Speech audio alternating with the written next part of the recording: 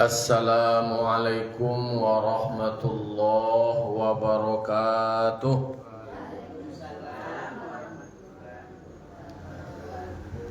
Alhamdulillah, nahmaduhu wa nasta'inuhu wa nastaghfiruh wa na'udzu billahi min syururi anfusina wa min sayyiati a'malina. May yahdihillahu fala mudhillalah wa may yudlilhu fala hadiyalah. Asyhadu an la ilaha illallah wahdahu la syarikalah wa asyhadu anna Muhammadan abduhu wa rasuluh sallallahu alaihi wasallam. Qala rabbi shrah li sadri wa yassir li amri wahlul 'uqdatam min lisani yafqahu qawli. Bapak-bapak, ibu-ibu, kaum muslimin dan kaum muslimat jamaah subuh yang dimuliakan Allah Subhanahu wa taala. Pagi kini marilah kita selalu mengucapkan puji serta syukur atas kehadirat Allah Subhanahu wa taala yang telah limpahkan nikmat, rahmat dan karunia-Nya kepada kita bersama. Alhamdulillah, kita masih Allah berikan badan yang sehat, umur yang panjang. Allah masih berikan nikmat iman dan Islam. Semoga kita senantiasa menjadi hamba yang bersyukur. Salam dan salam kita kirimkan kepada arwah junjungan kita, yakni Nabi besar Mustafa Muhammad sallallahu alaihi wasallam yang telah membawa umat manusia dari zaman jahiliyah menuju zaman Islamiyah seperti yang kita rasakan sampai saat kini. Baiklah bapak-bapak, ibu-ibu, kaum muslimin dan muslimat jamaah subuh yang dimuliakan Allah. Pagi kini kita lanjutkan ulang kaji kita. Kita membaca kini surah Al-Maidah ayat 2 balik. A'udzu billahi minasyaitonir rajim. Bismillahirrahmanirrahim.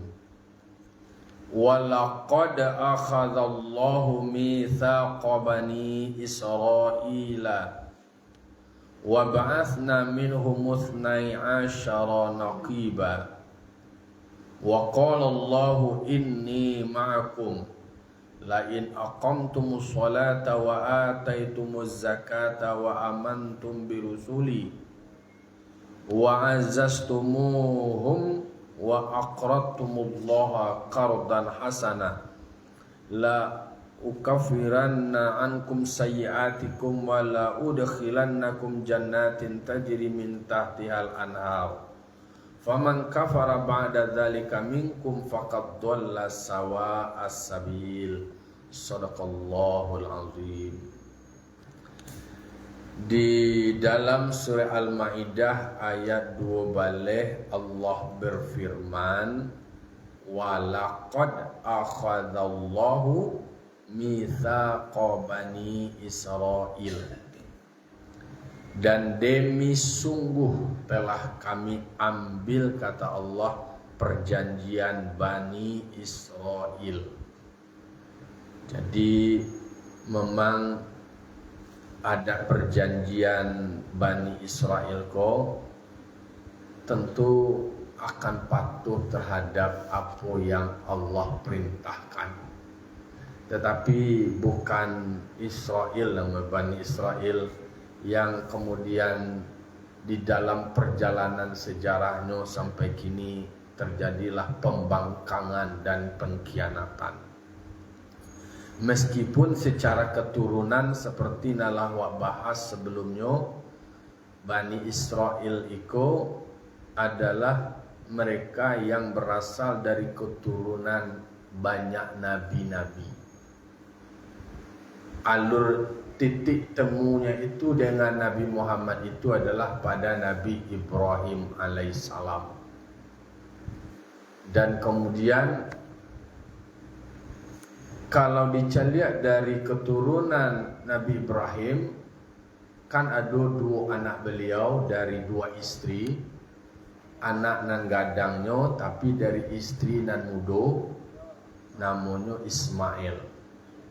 dari Nabi Ismail itu tidak ada keturunannya Nabi atau Rasul setelah itu kecuali Nabi Muhammad.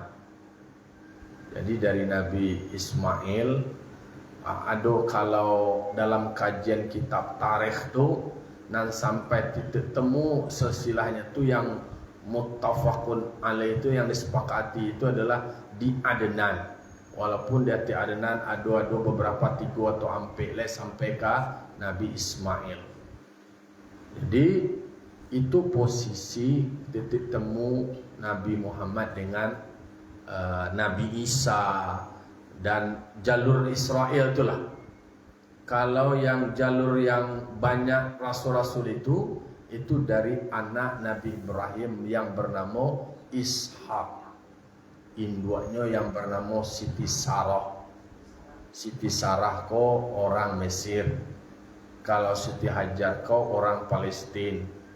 Jadi Palestina yang kemudian Nabi Ismail ko dimasukkan sebagai orang Arab.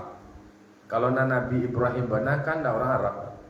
Nabi Ibrahim ko kan dari orang Irak, Babilonia, Mesopotamia. Maka bahasanya itu adalah bahasa Ibrani. Jadi dari jalur Nabi Ishak ko kemudian punya anak yang bernama Yakub. Nabi Yakub kolah yang kemudian disebutkan dengan gelar Israel. Israel itu bahasa Ibraninya adalah kekasih Allah. Nah, itu titik temu itu di Yakub. Yakub ko nama Israel sebutannya. Anak-anak itu kan pakai bani namanya. Bani itu anak-anak dari Yakub ko tadi dan dua balik. Kalau di situ kan disebutkan janji Israel. Wa ba'atsna minhum musnai asyara naqiba.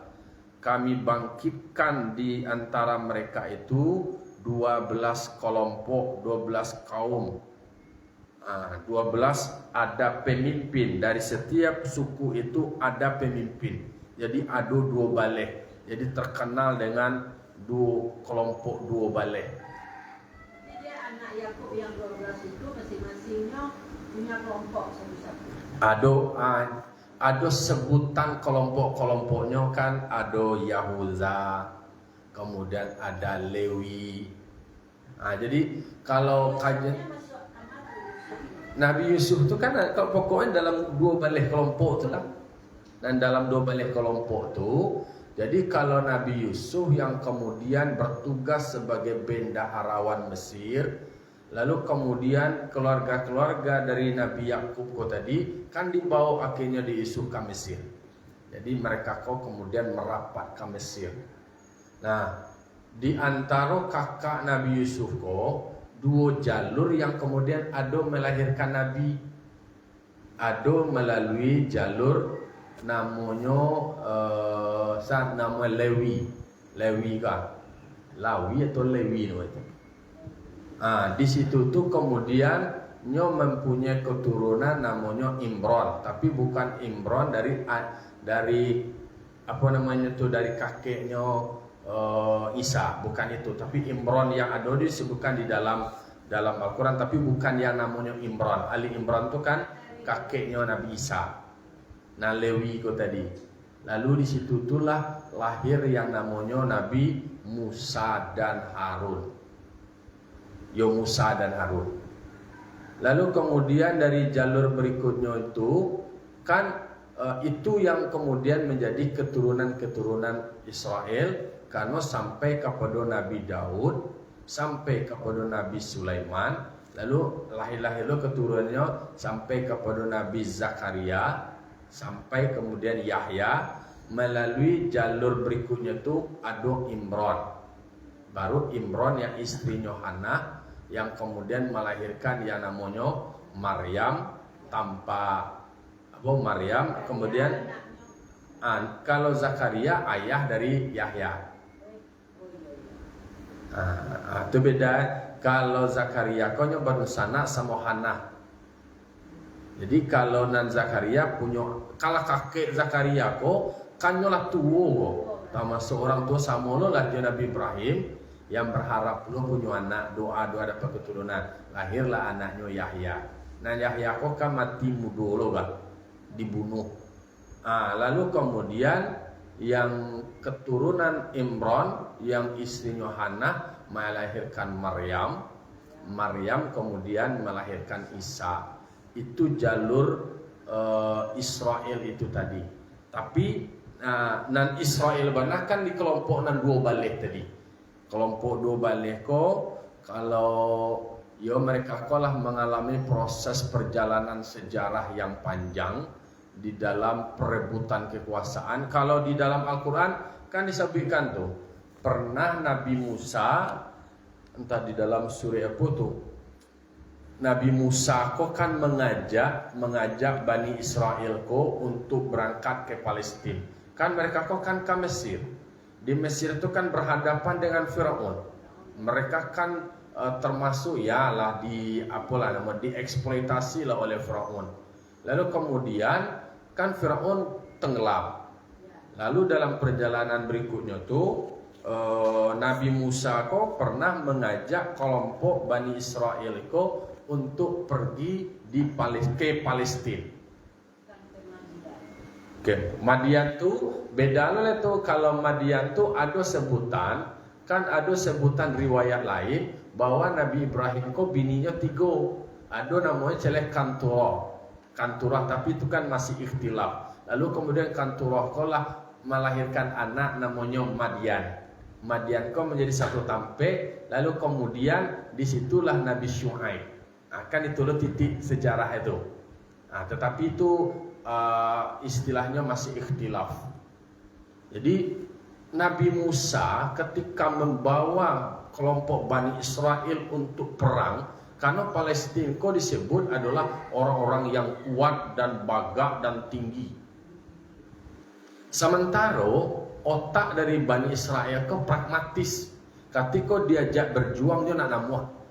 Lawa bahas dolah do ayat sebelum-sebelumnya lah dibaca doa bahwa diajak mereka justru enggan. Kalau lama nangnya satu istilahnya seolah-olah ngikutlah berjuang. Katiko manga bahasanya itu adalah manga kami mantan nyawa juga ke situ. Manga wa bunuh diri namanya kata manga wa panek-panek, manga wa itulah karakter dari Bani Israel itu. Disebutkan di dalam Al-Quran. Padahal perjanjian sudah diikat bahwa mereka tetap Nabi Yakub itu kan tetap saja dia berpesan kepada anaknya. Basuhnya ke anaknya. Ma ta'buduna min ba'di. Siapa yang kamu sembah setelahku? Tetap mereka mengatakan kami menyembah Allah, menyembah Tuhan yang engkau sembah. Kan itu bahasa-bahasa yang sudah mereka sampaikan. Tetapi di dalam perjalanannya mereka kok agak pragmatis itu orang kini kok. Diajak berjuang tak namuah, diajak bekerja sama tak namuah, enggan mereka. Cara pandang nanyo bangun itu adalah mengalo awak pailo parang sama awak mantannya bunuh diri nama itu. Terjadilah nyo mengkhianati Nabi Musa, kemudian melawankan Nabi Musa, membangkangkan Nabi Musa, dan nama patuh terhadap perintah-perintah yang disampaikan oleh Nabi Musa berdasarkan perintah Allah. Jadi akhirnya mereka kan ada di dalam Al-Quran, di dalam tafsir itu disebut dengan Yusa' bin Nun yang kemudian berhasil membawa mereka itu datang ke Palestina. Dibagilah dua balik kapling tanah. Jadi dibagi kelompok-kelompok mereka. Memang banyak adalah pakar ahli sejarah Israel yang mendudukan betapa dibagi akhirnya Yahuza dengan Benyamin nyo di bahagian selatan atau utara itu yang 10 helai, itu yang kemudian hilang lenyap mengalami pula nama itu, mengalami ada yang mereka menjadi budak, ada yang terusir ke Mesir dan segala macamnya, karena ada penguasa. Dalam sejarah kok tetap ada penguasa yang kemudian menentukan keberlanjutan kelompok tersebut. Berarti Israel tuh, bangsa Israel tuh memang anunya Palestina, wakil. Ya memang ada dibagi, diajak mereka berjuang di situ dulu. Jadi dalam sejarahnya tuh nyolah adalah kapling-kapling pembagian tanah itu. Kenapa dibilang Zionis? Kan tahu itu tanah halaman. Kalanya memang diajak dulu oleh Nabi Musa untuk ke situ, dan kemudianlah memang adalah pembagian wilayah. Cuma kan ada masjid-masjid yang dibangun oleh Nabi Sulaiman, kemudian dihancurkan oleh penguasa-penguasa sebelumnya. Tetapi kelompok Bani Israel, kelompok Bani Israel yang Yahudi itu kemudian kan kelompoknya yang Yahuzai, yang eksis, ada kan kelompok Benyaminnya. Itu memang perlu kajian dan telusuran sejarah terkait dengan perjalanan sejarah dari Israel dan kemudian pembangkangan dan pengkhianatannya. Kalau dalam Al-Quran kan disebut walaqad akhadallahu mitsaqa bani Israil. Dari banyak kali membahas, banyak sekali ayat bercerita tentang Bani Israel. Nah, banyak yang bercerita tentang Bani Israel. Itu memang termasuk ya karena memang dicaliak dari silsilah keturunannya tuh memang rasul-rasul itu banyak dari kelompok mereka. Jadi orang Israel kok tidak mau menerima Nabi Muhammad itu, melakukan pembangkangan dan perjanjiannya itu, bahwa dalam perjanjiannya itu kan akan menerima Nabi Muhammad sebagai Nabi dan Rasul. Tapi kan ketikalah diutusnya Nabi Muhammad sebagai Rasul, mereka merasa terancam, tidak menerima, tidak mengakui. Itu karakter. Inginnya adalah harus dari golongannya. Salamukul Nabi Muhammad bukan dari golongan mereka. Jalurnya lah jauh apa beda lo jalurnya. Ego keturunan, ego apa namanya itu, nasab kan itu yang terjadi. Kalau kini di Indonesia kan terjadilah ada nasab Balawi, ada nasab keturunan. Itu tentu tetap menghormati orang yang berasal dari nasab-nasab yang mulia. Apalagi menyandarkan dengan nasab Rasulullah, wajib awak menghormati. Tetapi berbangga-bangga dengan nasab seolah-olah membuat orang lain kerendah, justru itu nilainya tidak ada, karena Nabi tidak ada mengajarkan berbangga-bangga dengan nasab gitu. Berbangga-bangga dengan nasab lalu kemudian merendahkan yang lain. Nah, itu nilainya. Justru menjadi mengalami degradasi namanya kata. Aiko dalam perjalanan sejarahnya kemasyarakatan banyak takatu. Banggaan darah biru, darah itu semacam penghormatan masyarakat itu kan sebagai bentuk penghargaan. Tetapi jangan dieksploitasi lo masyarakat dengan penghormatan itu. Aiko yang perlu cara pandang. Ya mohon maaf lah kadang-kadang mohon contoh posisi tertentu ya, status sosial lah. Sebenarnya kalaulah mencari lo balik ke firman Allah kepada hadis Rasul, kalau Allah mengecekkan inna akramakum indallahi atqakum. Yang paling mulia itu adalah orang paling bertakwa. Dan tasabui di situ nasab-nasabnya. Lalu kemudian dalam hadis, innallaha la yanzuru ila suwarikum. Allah tidak memandang bentuk rupamu, tidak pandang hartamu, tidak pandang status sosialmu, tidak memandang jabatanmu. Yang dipandang itu apa? Amal ibadah, hati.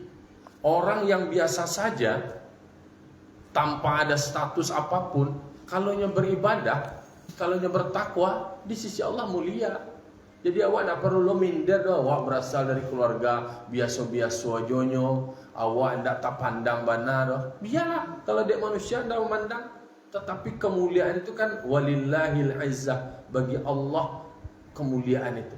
Allah yang punya kemuliaan. Allah mengatakan tu'til mulka man tasya wa tanzil mulka man tasya wa tu'izzu man tasya wa tudhillu man tasya. Kalau untuk mendatangkan kerajaan itu adalah Allah, magia pangkit dan segala macam Allah, malapenya pun Allah, memberikan kemuliaan itu Allah. Orang bisa saja orang-orang biasa bisa dapat kemuliaan. Kan kapatang wak kala mengaji, kaji wak nang kapatang bicara soal cara jalan Allah membantu orang. Ada orang yang istilahnya kan patang kasusnya ada orang kesal harusnya ditolong tapi tidak mau menolong. Kan atau muda cueknya pemuda kok harusnya menolong orang tua nenek yang dua nah mau menolong dong. Bajalan nenek kau kira kemudian ada jatuh tuh anunya tuh video itu jatuh. Berarti itulah cara Allah menolong gara kekecewaannya ke anak muda itu tadi.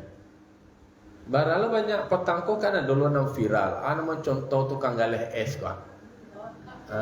Ada doja lah cara di Allah Taala memuliakan orang. Kini kan nambaga netizen kau gini. Ada dua rezeki kan. Macam-macam lah cara orang, cara Allah untuk memuliakan orang. Banyak fakta dan contoh-contoh kasus. Nah, dan awak pandai memposisikan diri lah. Iko skenario Allah. Ada sana mu almarhum nama itu nan viral lo di kita nam. Ada dolah namang ke terjadi lah iko.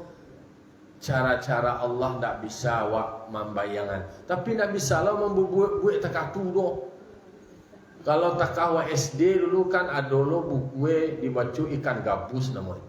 Ada nenek mencari ikan gabus mah. Nyo setiap malam mendoa tu itu malam mana nangi risih tetangga. Dia gie kacau-kacau kara-kara buku dimponya dari teh. Jadi piti barang kau. Antah yo tenda kan bisa-bisa saja nak tahu jawab kan.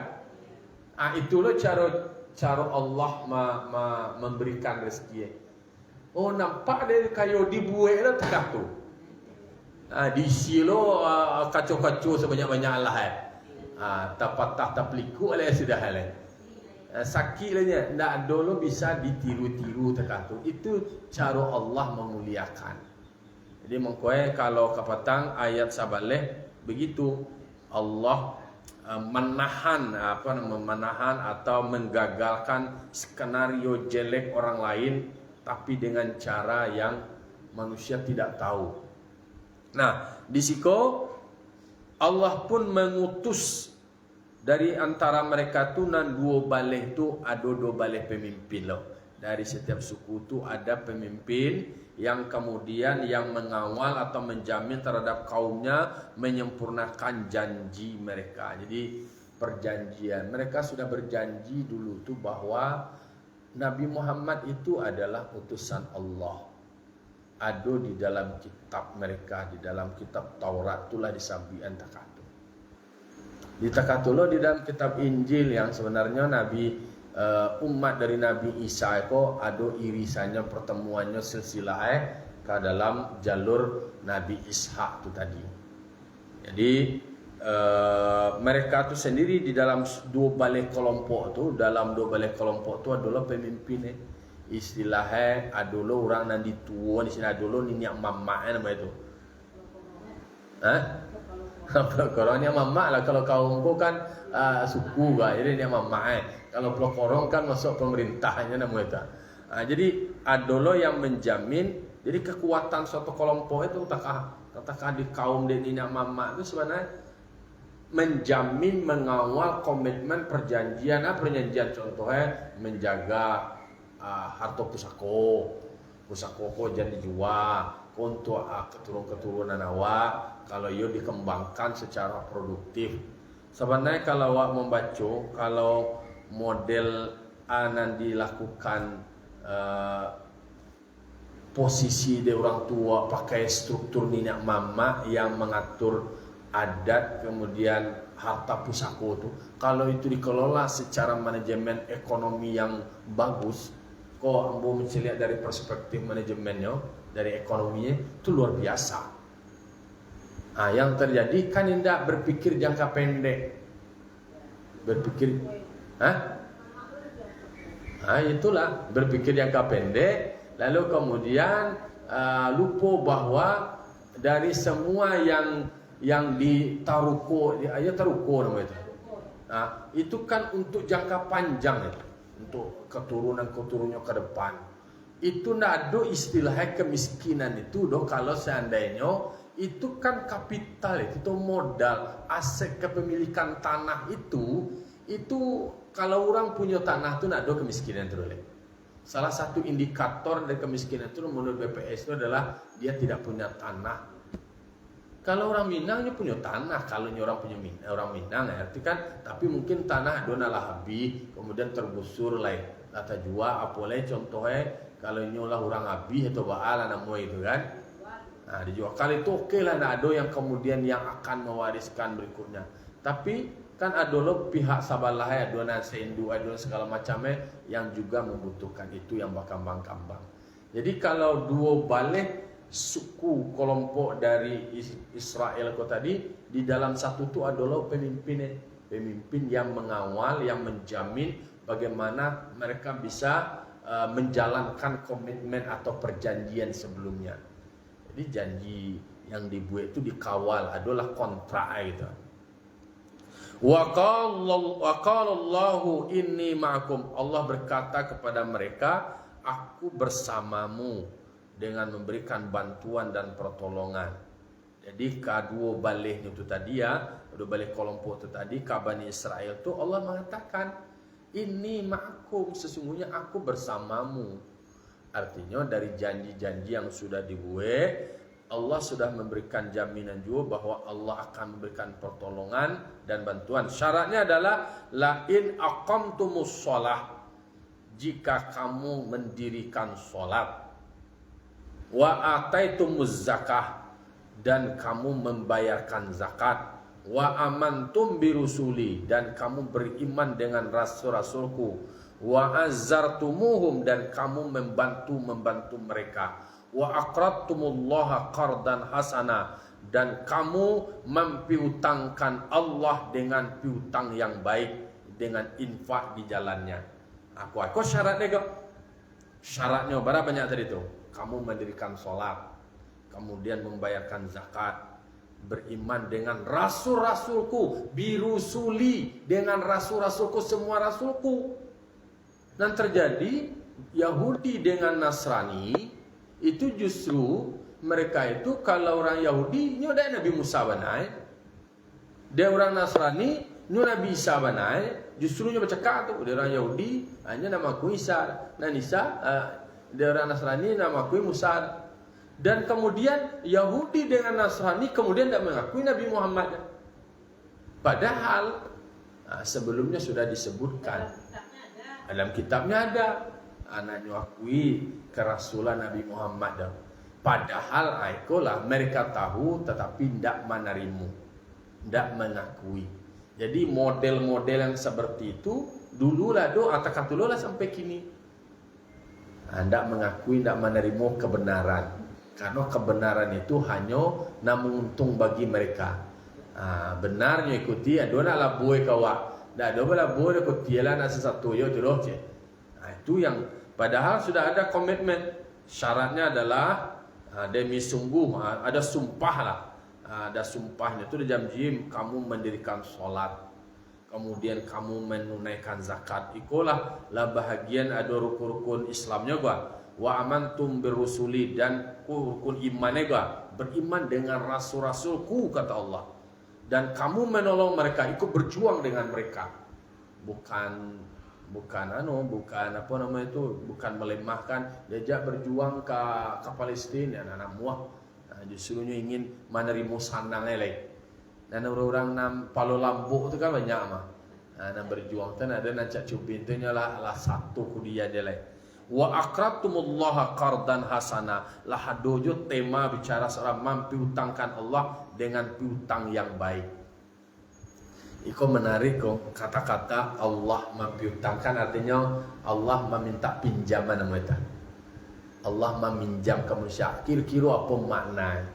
Betapa memang Allah mendorong orang yang beriman itu untuk berbuat baik.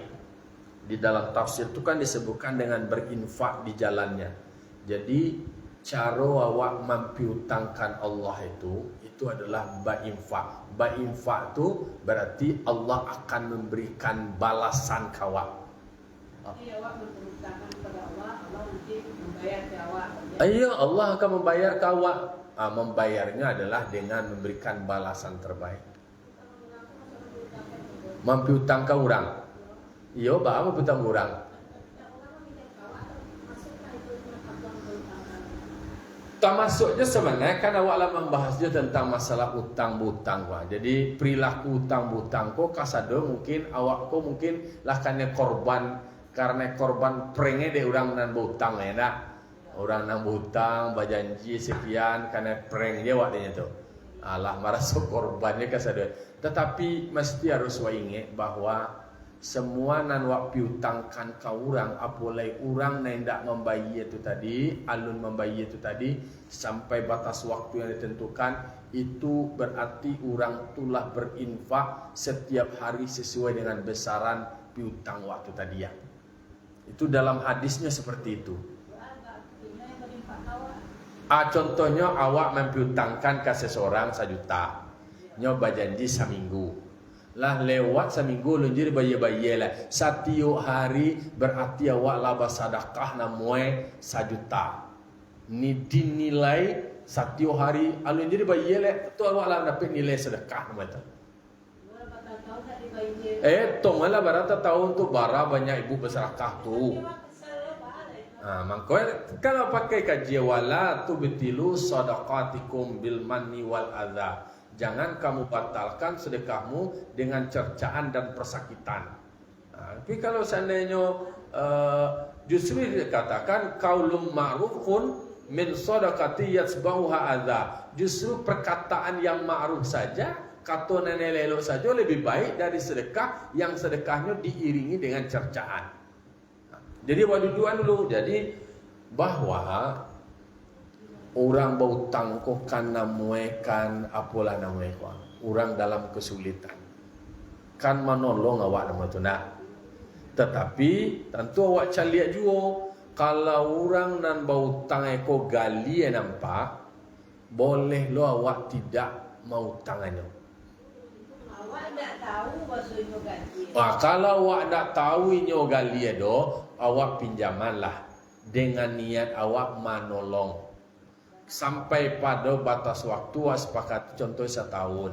Alun jadi bayi sudah tulai. Dulu ketikanya meminjam lunak gigi.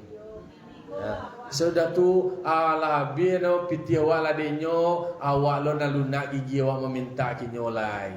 Awak lo na mengemis tapi kok kan persoalan hati le kwa.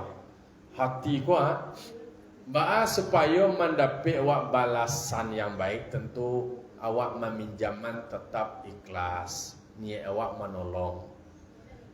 Lalu kemudian haratu yang dipinjaman adalah haratu yang halal pula.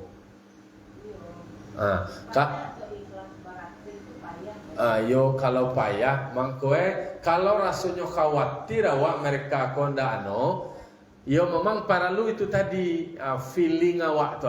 Jadi adolo sebenarnya awak meminjaman ke orang ko nampak dewa rasanya kondisinya sangat membutuhkan, wajib awak meminjaman kalau nya meminjam. Tapi kalau seandainya indah agak bare dia bakato-kato rasanya agak ragu atau berarti ala nama tu boleh lah awak menolak, boleh lah awak. Tapi awak kadang-kadang kan tak punya lo misalnya dia nado. Ayo kalau awak binti mengalir tapi macam ada binti. Maksudnya kan kurang meminjam kan cuma meminjam binti awak untuk usaha lah kalau macam. Akhirnya tanya dia ada binti. Pak binti awak. Binti kecil ada tapi nak dipinjaman adonya bisa ini tu. Binti negeri pinjam itu nak do itu je. Lah jadi mendudukan balik tentang teori-teori atau hadis tentang pinjam meminjam. Sia yang memberikan piutang kepada seseorang berarti kan meringankan beban seseorang, membantu seseorang, maka Allah akan berikan nilai sedekah baginya tuh jika pada batas waktu yang ditentukan orang yang dipinjamku tadi alun membayar, maka setiap hari mendapatkan sedekah sebesar dari uang yang dipinjamkan, bahkan ada 18 kali lipat dari nilai pinjaman itu tadi ya. Itu bagi awak dermawan atau orang baik yang meminjamkan. Tapi bagi orang yang meminjam, orang yang meminjam niatnya tu ndak ada untuk kamu membayar do, itu haram hukum itu mah. Nya ada lo perilaku ke sugesti orang kalau meminjam niatnya tu kamu membayar, maka Allah pun akan memudahkan jalan lo baginya tu untuk mendapatkan rezeki untuk membayar. Tapi bagi orang yang meminjam tapi niatnya ada untuk kamu membayar do, makanya sulit lo untuk mendapatkan pitih ke pembayar itu. Itu tergantung niat itu. Kan dikatakan wallahu fi aunil abdi makana, dikatakan Rasul wallahu fi aunil abdi makana al abdu fi auni akhihi. Allah itu akan memberikan bantuan kepada hambanya sepanjang hambanya itu mau membantu saudaranya. Kan yang menolong lo dah mau menyelesaikan utang itu Allah pun akan berikan kemudahan lo baginya untuk mendapatkan rezeki membayar utang tu tadi. Jadi iko bagi orang nambah utang bagi orang nambah utang, kalau niatnya untuk kamu bayar, adoe jalannya di Allah Taala untuk dapatnya kamu bayar itu. Tapi kalau utang dari awal tu sangajonyo ndak kamu bayar, orang tunyo elok mah pinjamlah piti kenyo beko tu anan yang kenyo ane rela nya tu nyalai nya padian berarti kan utang ada untuk kamu bayar nama tu ayo memang sampai je jalan itu ndak ada jadi kapan bayar tu. Dan bahkan juga diriwayatkan orang yang butang tu tadi arwah eta katung-katung itu mah anta tagantung-gantung tadi mah tawang-wang segala antara langit dan bumi.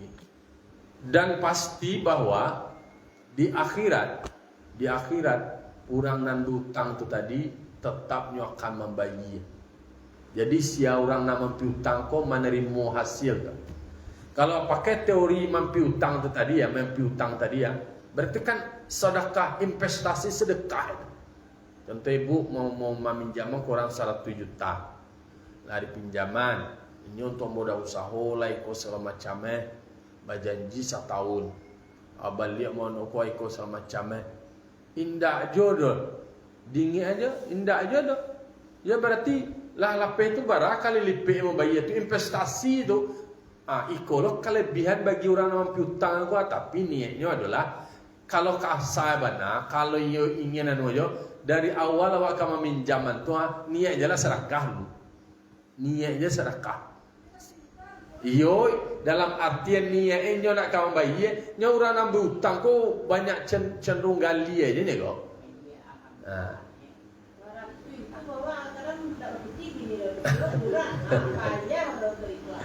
Ayo mangkonyo kalau secara muamalah kan harus ada administrasi lengkap, administrasi ada surat menyurat, ada saksi, bisa lo disampaikan ke hakim, boleh diajukan ke pengadilan.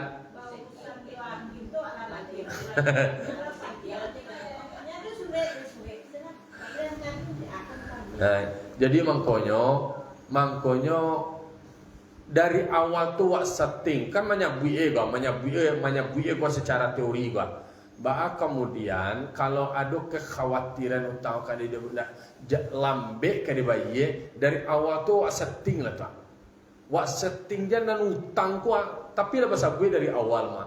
Banyak orang gua lah korban dari utang orang ini, galiannya orang gua. Jadi mangkoe dari pengalaman korban takatu, ya udah niatkan aja dari awal dulu. Awak niat mau menolong sedekah dulu, kau dibayar jadi. Tapi yang pasti nilai untuk awak ada rugi tidak? Tetap ada nilai. Kini terima aja lah tabungan ibu tu lebar, banyak investasi ibu, banyak pahala nanti mah. Karena memang itu dianggap sebuah investasi akhirat dia nama tu, melalui nilai kegaliran orang lain yang galia, kemudian dapat lo nilai pahala kawan. Nah, kalau mempiutangkan Allah, kau berarti adalah melalui infak, sedekah. Lalu kemudian nanti Allah tentu mempiutangkan wa aqradtumullaha qardan hasanah. Kan di dalam ayat lain, man dzalladzi yuqridullaha qardan hasanan fayudhaif. Kalau orang nak mempiutangkan Allah dengan piutang yang baik, maka Allah akan berikan lipatan pahala. Mempiutangkan kau kebah dengan infak, sedekah. Itu caranya bahas investasi untuk awak. Iko kan investasi melalui jalur mempiutangkan Allah. Kalau mempiutangkan manusia, tak tujuan bahwa lewat dari tempo batas waktu nala disepakati, itulah nilai investasi kau ya tu, kelipatannya. Kau harus yakin kau. Harus yakin awak bahwa itu tu adalah sebuah nilai tambah bagi awak. Kalau dalam teori bisnisnya kan banyak bunga itu. Mangko awak peluan kini balik. Awak peluan artinya karena syarat mempiutangkan Allah pun tak awak berinfak sedekah itu kan syarat pertama hartonya adalah harta yang halal, yang bersih, yang baik. Aiko kan soal sikap awak lah. Soal sikap. Maka ikhlas itu kama pun karajo ibadat dan muamalat awak ko syaratnya sadonya adalah niat ikhlas. Pertama bawa ikhlas meminjamkan supaya ibu orang kuelo. Iyo. Jadi setelah 1.001 jalan. Jadi takah ko aja teorinya, nyo kalau lah hadu awak mampu utangkan orang tu, kan awak lah cok pengalaman namanya pengalaman. Kini dalam hati ko awak mampu utang ko di baliknya ko itu syukur awak. Ko indah lai, bau be lai. Nah awak tentu secara administrasi tetap awak tagih. Utangnya tentu awak minta tarik. Tapi ketika kau batas tempo dan segala macam, kau nilai ibadah le kau dicaliat dari sudut nilai ibadah. Kalau dari sudut dari perjanjian tetap wakawal, tetap waingian, tetap jo di wala ko inyo berang lanan mangkurutu atio mengurutu itu tadi kan Allah jangan tahu di itu. Kadang-kadang senyum mana atio mengurutu kan semuanya tu. Ya Allah soal hati itu Allah nak tahu tu. Baan nilai. Tapi jangan sampai awak kehilangan nilai dari kebaikan awak tu tadi ya. Kau kan kaji nak baca awak lah menolong orang, awak lah meringankan segala macam bahas supaya awak tata niat.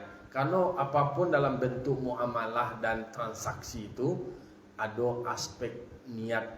Apalagi lah ada rangkaian itu ibadah. Lah, kau ini lah bilang jawab Allah nyamara di kuan.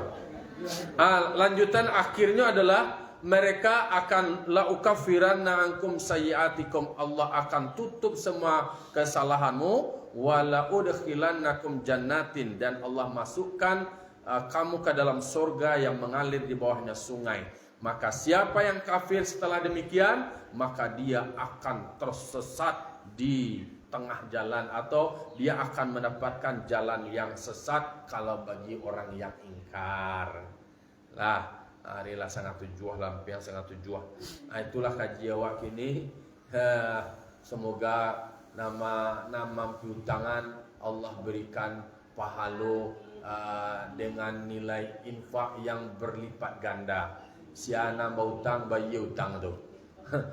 Demikian, Allahumma fiq lahu bi tariq. Assalamualaikum warahmatullahi wabarakatuh.